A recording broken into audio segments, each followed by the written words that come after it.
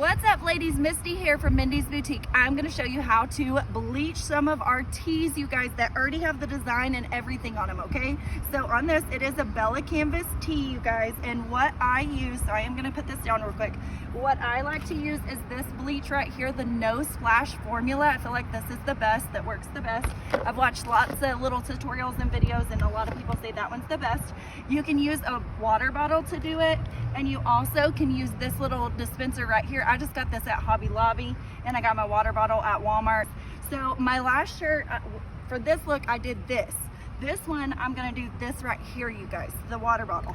On this, I did add just a little bit of water to it, you guys, because the first set I did with just 100% bleach, they felt a little thin.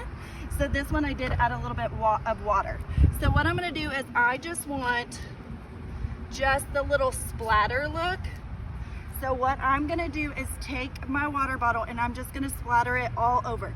Since I want it to go all the way through on both sides, I don't have to do a cardboard or any of that stuff. It's gonna go all the way through, so that's okay.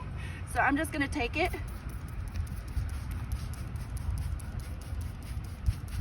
and then just spray all over. Any areas that I want it to be a little bit heavier, you just spray a little bit more. Say you wanted to do it like where it's a little bit like this, it has none, then just kind of cover that area and don't do that, and then do it around. It is also crucial that you do it in the sunlight, you guys. Rainy days are hard for people who are trying to bleach, so sunshine is amazing, you guys. So see, you can already see it turning.